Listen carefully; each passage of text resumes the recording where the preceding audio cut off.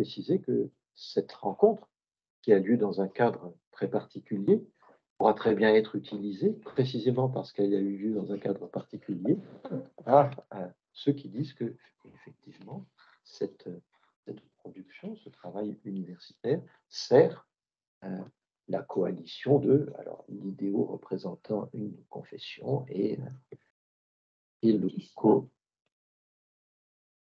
Peut-être une question en direction d'Emmanuel, puisque les dominicains du Caire sont en relation étroite avec Al-Azhar, une relation qui a ses aspects de collaboration à travers des séminaires que vous avez fait avec enseignants et étudiants francophones, mais aussi des rencontres avec des enseignants, des intellectuels égyptiens, certains azariens, d'autres non azariens. Est-ce que vous avez senti au faire une sorte de vague en retour, vague de méfiance, d'hostilité, vous assimilant quelque part à ceux qui produisent ce type d'écrit si critiquable, si condamnable? Est-ce que ça complique votre travail ou votre relation, ou pas? En tous les cas, merci Bertrand. La publication de cet ouvrage a des conséquences politiques et elle dépasse la sphère académique, de l'histoire, de la discipline. Sa réception est une réception aussi politique et pour tout ce que vous avez dit, hein, justement parce qu'il y a quelque chose de... Il y a un point névralgique et ça cristallise un rapport à l'autre, une perception de l'autre, la manière dont l'autre me perçoit, et d'opposition qui ne date pas d'Edouard Saïd, entre Orient et Occident. La réception en Égypte, mais pas seulement, hein, dans le milieu, dans le monde arabe, au Moyen-Orient, et je crois que Dominique le montre, est en général très largement négative. Et il s'ensuit, parce que ce n'est pas seulement les islamologues, très intéressant la réaction de Zainab, c'est aussi la France.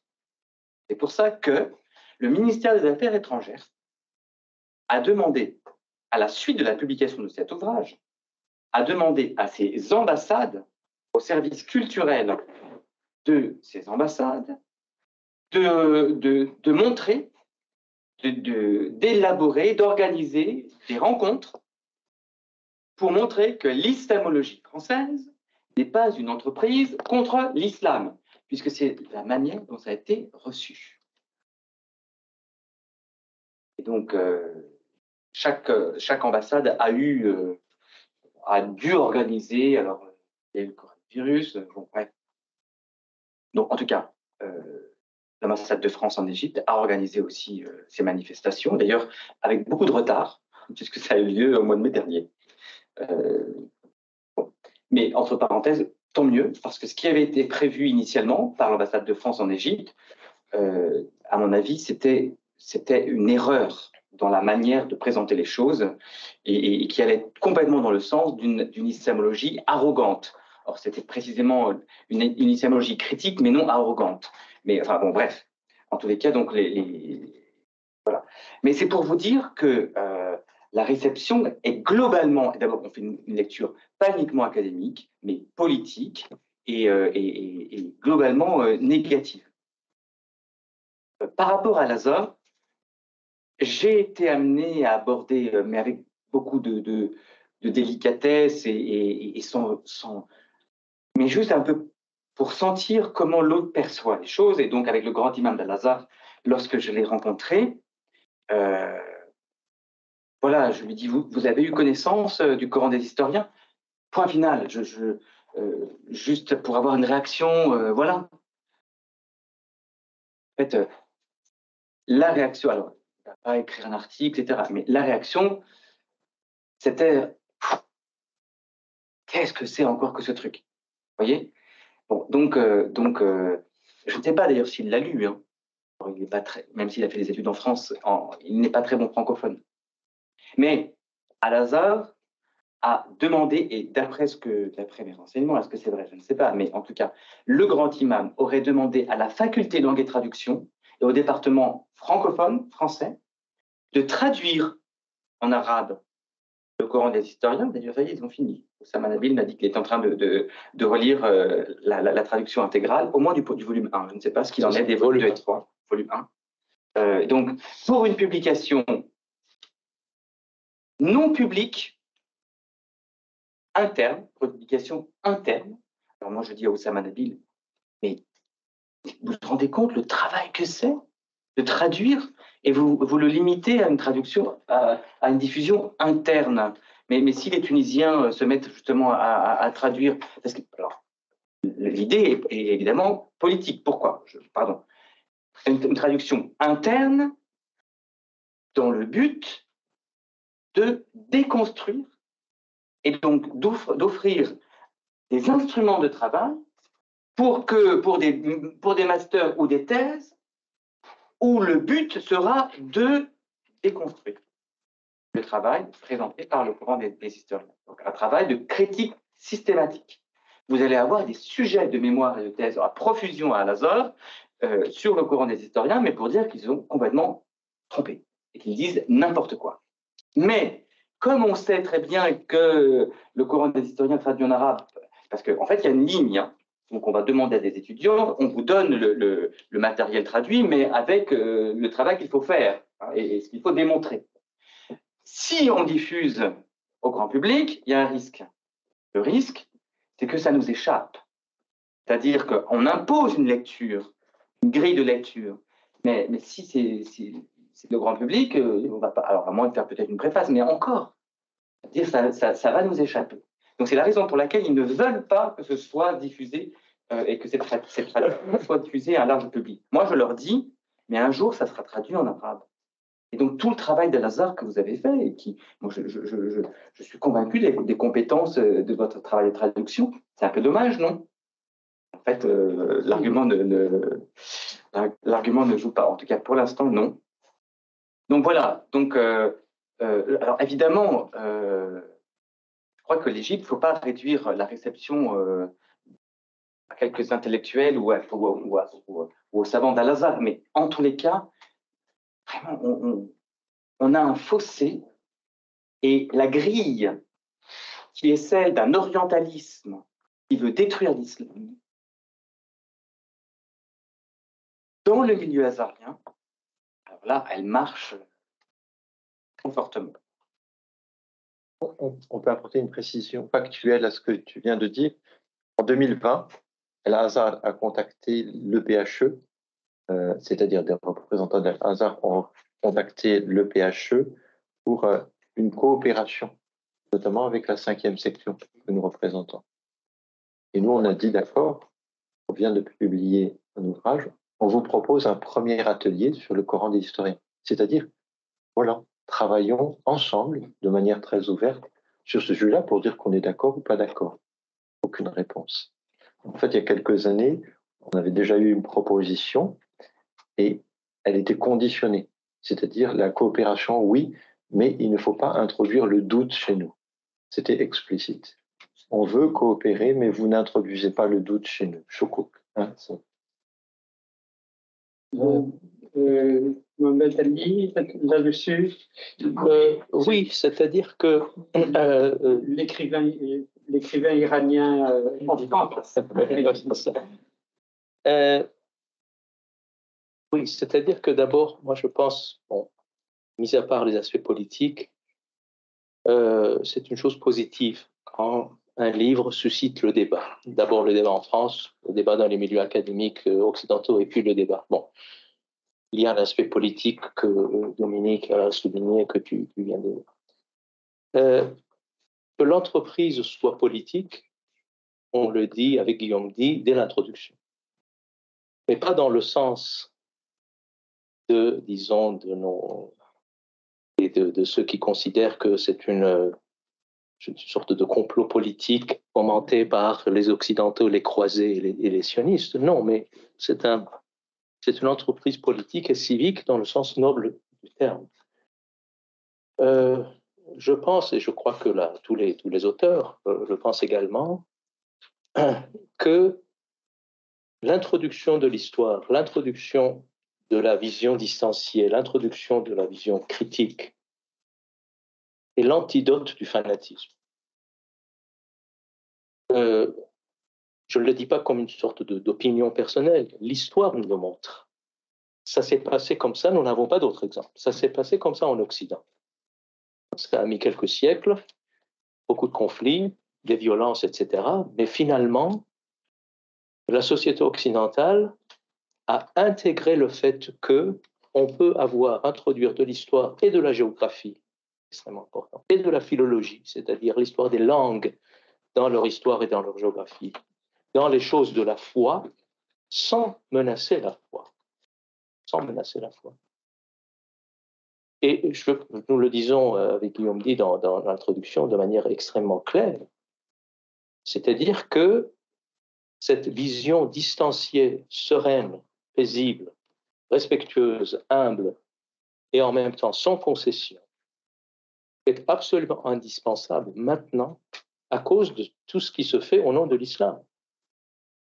Il ne faut pas se cacher derrière son petit doigt. Il y a une situation particulière, je veux dire, avec tout ce qui se fait au nom de l'islam. Et donc, il y a un travail particulier à faire sur les fondements de l'islam avec les méthodes qui ont fait leur preuve quand même. Donc, bien sûr, je n'entre pas, tu l'as dit, j'évite toutes sortes de polémiques. Mais au contraire, si on voit les choses autrement, c'est peut-être cette approche-là qui, quelque part, sauve l'islam. Ou en tout cas, a ce rêve de sauver l'islam. C'est-à-dire d'introduire cette notion d'approche critique des choses de la foi dans la mentalité musulmane. Parce que cette approche critique, c'est-à-dire accepter le rôle de l'histoire, c'est quoi? C'est aussi le fondement intellectuel de la modernité. C'est ce qui fait la noblesse de la modernité. Je ne parle pas des aspects technologiques ou techniques. Et je pense que c'est ce dont a besoin l'islam actuellement. Donc, c'est au contraire, en quelque sorte, ce n'est pas la destruction de l'islam, mais au contraire, c'est-à-dire, c'est de détacher peut-être l'islam de ce qu'il a de problématique. Et dont les premières victimes, et de manière absolument majeure, sont les musulmans eux-mêmes. Et donc, moi je pense que ce que doivent peut-être saisir dans cette approche nos contradicteurs, c'est que cette approche ne menace pas la foi. La foi, d'abord, si elle est menacée, c'est qu'elle n'est pas solide. Donc, le problème ne vient pas du Coran des historiens, mais de la foi. Et ensuite, moi, je donne toujours l'exemple de deux grands penseurs de l'islam, Razali et Ibn Arabi, qui, dans des contextes différents et dans des mythes, sur des registres différents, l'un en théologie, Razali, et l'autre en mystique, Ibn Arabi, font la distinction entre la foi et la croyance, entre iman et aqida. Alors, la foi, c'est quelque chose de mystérieux, c'est quelque chose de profond, qui est de l'ordre de l'amour, et qui concerne les choses essentielles. La croyance, c'est quelque chose de beaucoup plus instrumental, qui dépend de la famille, de la culture, de la géographie, etc. Et qui concerne des choses accessoires. Ce genre d'approche peut mettre en question un certain nombre de croyances, c'est-à-dire des choses accessoires, et non pas la foi. Et ne met pas en doute des choses absolument essentielles, par exemple, du Coran. Mais les choses qui sont accessoires, le milieu, les moyens de transmission, l'histoire événementielle, la question des langues, etc.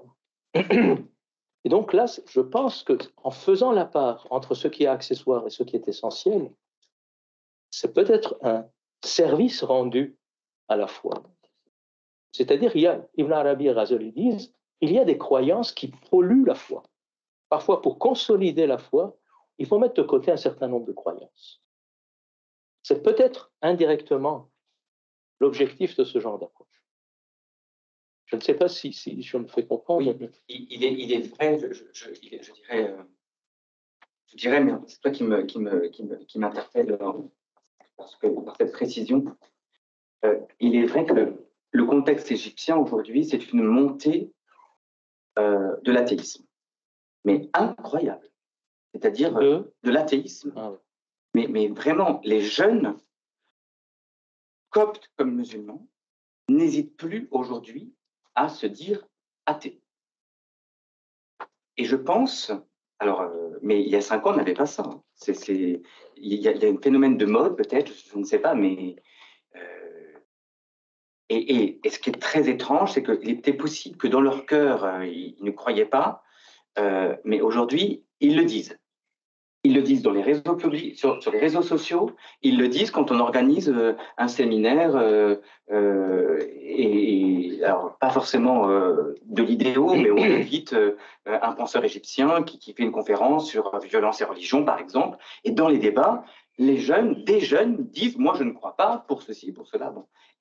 Et là, il n'y a pas de problème, enfin, ils sont écoutés, on ne leur tombe pas dessus. Mais je pense qu'on est dans ce contexte, et c'est pour ça aussi, peut-être, que nos Azariens, nos savants classiques, traditionnels, tout ce qui peut susciter le doute, ils le perçoivent comme un véritable danger dans ce contexte qui est celui, justement, d'une montée de la sécularisation, d'une remise en cause de la tradition. Peut-être une des raisons de cet athéisme, comme tu le dis, c'est peut-être parce que peu à peu, justement, l'accessoire a pris le dessus sur l'essentiel dans l'islam. Et c'est ça qui rebute les gens. Et justement, moi, pour apporter peut-être des nuances à ce qui vient d'être dit, bon, nous parlons des milieux d'un certain nombre d'intellectuels ou des milieux religieux. Mais nous avons eu, aussi bien Guillaume dit que moi-même ou que les autres contributeurs, énormément de réactions positives à l'égard du Coran d'historien venant du monde musulman, de la part de jeunes, d'étudiants, d'intellectuels, même de religieux. Et je pense que la réaction que l'on vient, les réactions que l'on vient de voir, et qu'a montré magistralement Dominique, c'est aussi une réponse à ce qui se passe dans les pays musulmans eux-mêmes. C'est une peur qui... Et c'est très...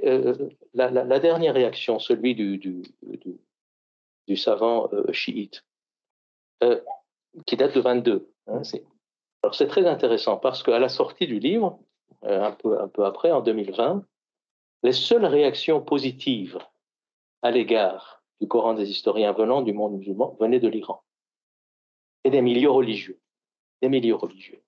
hein, qui disaient, bon, c'est un livre avec lequel on n'est pas tout le temps d'accord, mais c'est un ensemble de savants, c'est très important pour nous d'apprendre ce que disent les savants au milieu, etc. Et il y a eu des comptes rendus extrêmement longs, 20 pages, 25 pages, extrêmement élogieux. Alors, je ne me fais pas d'illusions non plus, hein, c'est-à-dire que à ce moment-là, l'Iran prenait position à l'égard de l'Arabie saoudite. Donc, c'était aussi une façon de dire, bon, les sunnites sont des attardés mentaux et nous, les chiites, bien sûr, nous acceptons la critique et les méthodes modernes. Il y avait de ça aussi. Mais c'est intéressant de voir que ce cheikh, maintenant, prend position contre parce que les choses ont changé en Iran. C'est-à-dire que c'est l'aile, maintenant, extrêmement rigoureuse, extrêmement conservatrice qui a pris le pouvoir en Iran. D'où aussi tout ce qui se passe en Iran, hein, les mouvements de contestation, la répression, etc. Donc ça ne m'étonne pas que là aussi, par rapport au Coran d'historien, négative. Donc c'est très, je pense, lié également à ce qui se passe à l'intérieur de ces pays-là. Et moi, je pense justement ce que tu viens de dire au sujet de l'athéisme, je développe un peu, c'est que j'ai l'impression que justement à cause des atrocités qui sont commises au nom de leur religion, les musulmans commencent à avoir ce que j'appelle l'apprentissage par la souffrance. C'est-à-dire qu'ils disent, bon, maintenant, on ne peut pas dire tout le temps que ça vient de l'impérialisme, du colonialisme, du sionisme. Bon, maintenant, ce qui remplace un peu tous ces ismes-là, qui devient très à la mode, c'est l'orientalisme. L'orientalisme. Mais ils disent, bon, on met de côté ces ismes-là, il y a peut-être quelque chose qui ne va pas dans notre propre regard vers notre propre tradition. Il y a quelque chose à changer là.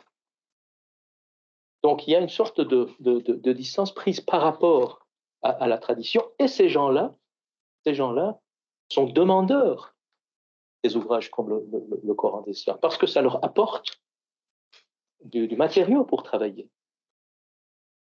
Donc, alors, effectivement, c'est-à-dire c'est un mouvement de fond qui est peut-être pas très visible. Il y a de plus en plus, à cause justement de tout ce qui se passe au nom de l'islam politique, de l'islam violent, etc.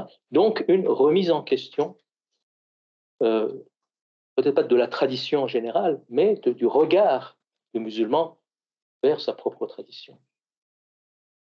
Et je pense, c'est-à-dire, cette question de l'histoire est extrêmement importante, parce que bon, j'ai eu des discussions, cette question du Coran, tu as dit, ton interlocuteur disait, bon, il y a le Coran et puis c'est tout. Il n'y a pas de Coran des historiens, Mais là, le point nodal, comme tu dis, c'est quoi?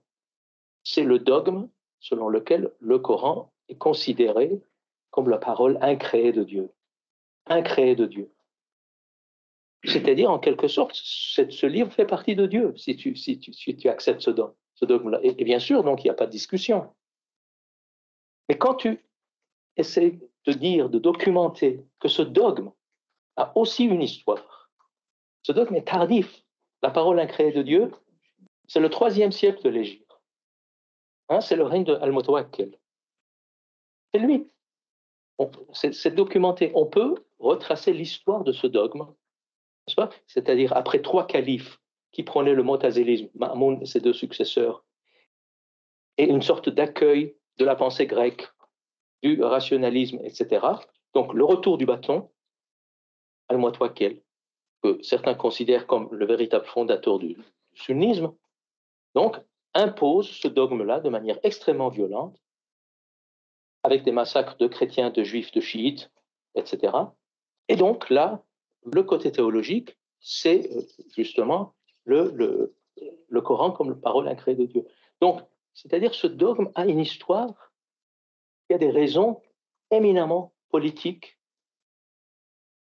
Est-ce qu'il n'y a pas des chercheurs qui ont poussé le bouchon un peu loin en disant que le Coran n'était pas incréé par Dieu, que l'invention de Mahomet soi-même? Non.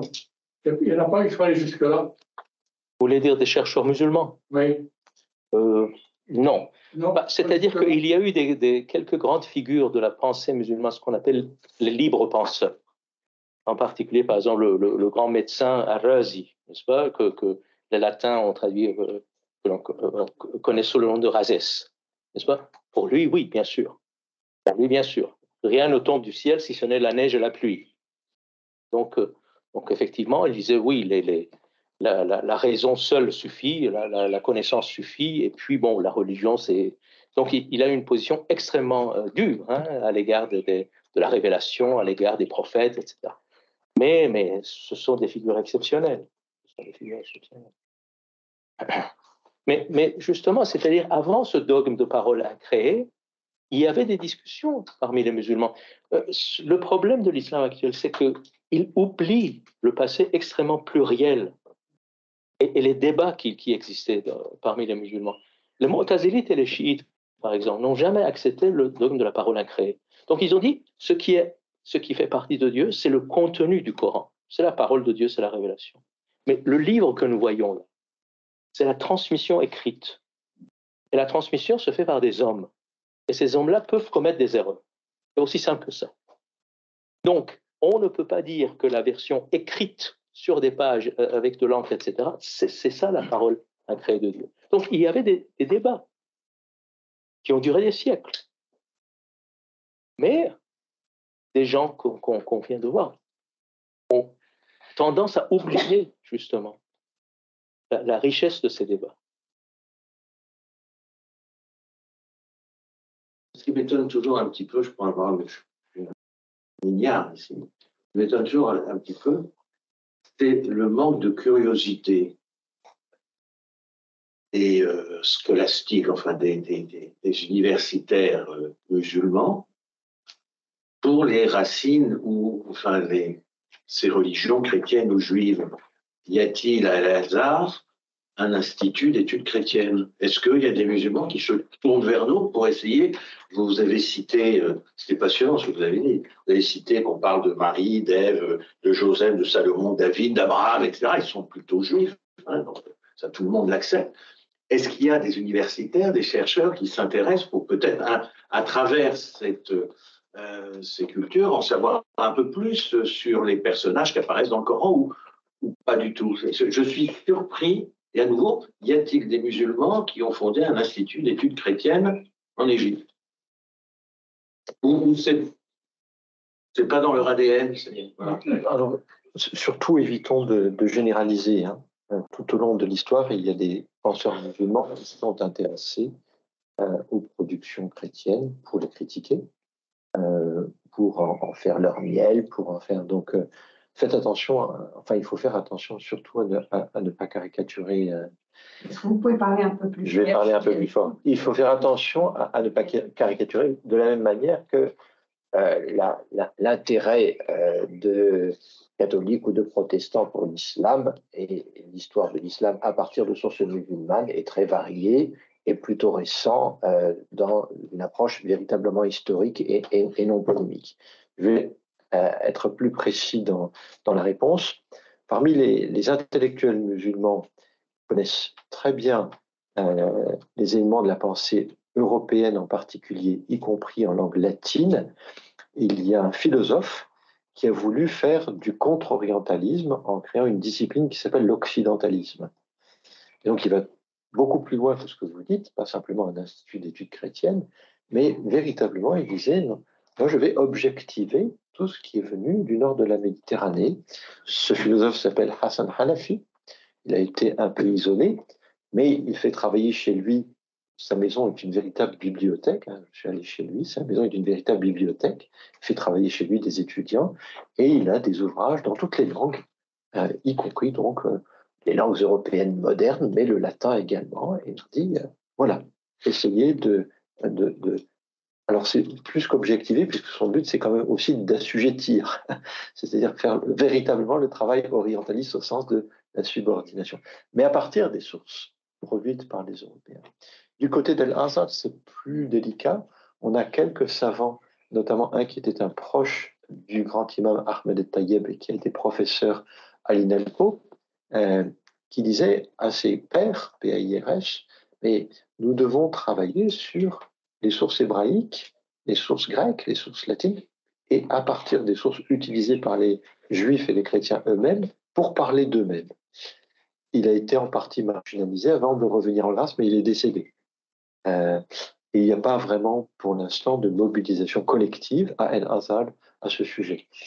En revanche, en Tunisie, dont je parlais tout à l'heure, il y a des auteurs tunisiens qui connaissent bien la production européenne.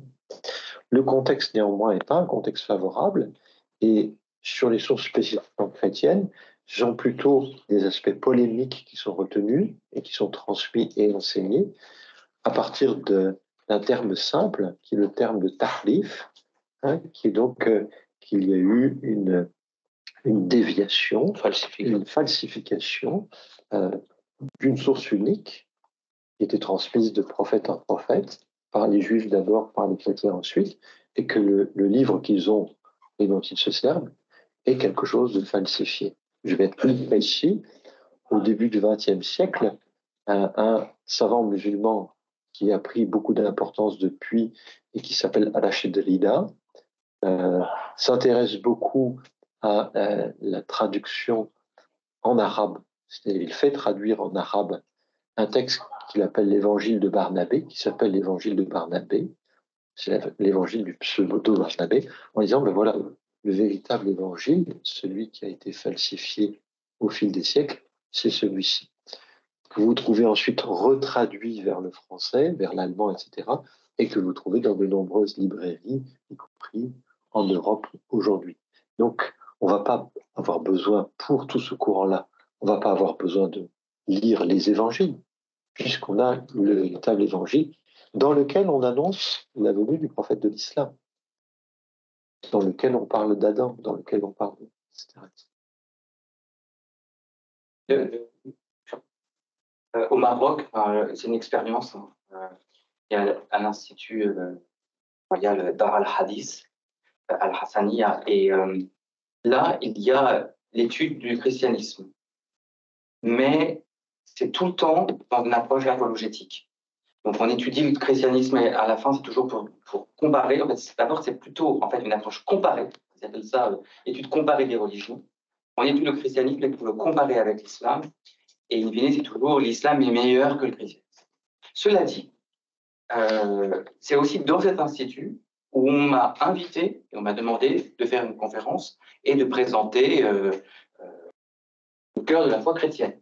Donc, je trouvais quand même intéressant. Ils ont invité pour présenter le christianisme à un théologien chrétien. Pour moi, c'était assez original. Vous savez, bon, les chrétiens et les musulmans se connaissent en quelque sorte depuis très longtemps, depuis le Moyen-Âge. Ce qui caractérise le regard musulman vers le christianisme ou le judaïsme, mais également le regard chrétien, par exemple, vers les musulmans et les juifs, etc., pendant tout le Moyen-Âge, c'est que ce que je pourrais appeler l'autocentrisme. C'est-à-dire, on regarde ses propres sources et comment ses propres sources parlent de l'autre. Donc, on prend le chrétien selon la description donnée par le chrétien dans les sources musulmanes ou le juif. Même chose du côté chrétien. On regarde le musulman en prenant les lunettes que fournissent les sources chrétiennes. Et bien sûr, ce sont à tous les coups des lunettes polémiques, c'est-à-dire la supériorité de soi sur l'autre, et donc des tensions, des agressions, des conflits parfois sanglants, etc. Donc l'autocentrisme médiéval. Et qu'est-ce qui met fin à cet autocentrisme? C'est justement ce que je pourrais appeler la révolution philologique et historique. C'est-à-dire, enfin, et ça vient de l'Occident, c'est-à-dire d'essayons de lire ce que disent les musulmans sur eux-mêmes, dans leurs textes, et non pas ce que nous disons au sujet des musulmans. Donc, on a appris, par exemple, les langues de l'islam, l'arabe, le persan, le turc, etc. On a lu, enfin, par exemple, le Coran et les hadiths dans leur langue originale. Et donc, peu à peu, on a pu regarder l'autre comme il est. Et c'est ça, justement, l'apport de la philologie. Donc, ce n'est pas un complot. Ce n'est pas un complot. Contrairement à ce que dit Edouard Saïd, et puis c'est également beaucoup de ses mauvais lecteurs, bon, c'est-à-dire la part de ceux qui ont fait de l'orientalisme une arme coloniale, une arme de domination, ces gens-là sont extrêmement minoritaires par rapport à milliers d'autres qui étaient marqués parce que la révolution humaniste, une de ses conséquences, c'est quoi? C'est l'humanisme, c'est l'universalisme. C'est-à-dire regarder l'autre dans son altérité. Et donc mettre fin à ce sentiment de supériorité, de conflit, d'hostilité à l'égard de l'autre. Donc là aussi, c'est extrêmement positif. Donc ce qui peut-être manque également dans ces institutions islamiques, c'est justement d'essayer de se libérer de cet autocentrisme. Mais tu vois, tu dis que ça vient de l'Occident, peut-être. Mais alors là, j'ai parlé d'expérience marocaine, mais enfin, en Iran, ce travail d'une connaissance du christianisme à partir de ses sources, il est assez exceptionnel, vraiment. Et on traduit aussi beaucoup pour être en mesure de bien comprendre aussi ce qui est dit, ce que les chrétiens disent, les pères, mais même les théologiens contemporains. Il y a un travail exceptionnel. Et la présence de m'y fait penser, même aussi en Turquie. C'est-à-dire qu'en Turquie, j'ai rencontré des musulmans turcs, des universitaires turcs, parlant du credo de Nicée, de l'histoire. Mais j'étais impressionné par l'effort qu'ils ont fait pour rentrer dans les subtilités de la théologie chrétienne. Donc, ce n'est pas un institut d'études chrétiennes, mais je veux dire, dans le monde musulman, parce que justement c'est les mondes, il y a aussi des régions où ce travail est mené. Oui, mais ce travail est le résultat aussi de la digestion de ce qui s'est passé en Occident depuis plusieurs siècles. Hein, ce n'est pas une honte de dire oui, c'est un héritage universel de l'histoire intellectuelle occidentale. Et donc, si tu parles de l'Iran, de la Turquie, etc., ce sont des gens, effectivement, qui appliquent ces méthodes dans leur travail. Alors, est-ce que je peux intervenir par rapport à l'athéisme? Bon, moi, j'ai quand même un certain âge, j'ai fait énormément de catéchèses et des livres. En France, puisque c'est le pays où j'habite, hein, mais on avait constaté une forme d'athéisme. Parce que, si vous voulez, les gens accèdent aux connaissances. Il y avait aussi le livre d'Olivier Roy qui a dénoncé l'ignorance. Donc, c'était un peu l'aboutissement Et l'athéisme semble normal, un processus un peu par rapport aux connaissances, et plus c'est épuré de la religion chrétienne, de tous ces mythes, de tous ces préjugés, c'est tout à fait bénéfique en quelque sorte. Donc il faut, comment dire, parce que c'est l'échelon avant la différence. Maintenant, on n'est plus dans l'athéisme, on est dans l'indifférence, pratiquement pas totale, bien sûr, il y a des spécialistes encore un peu vivants, hein, on ne peut pas dire le contraire ici, mais maintenant, c'est quand même le matérialisme et l'indifférence.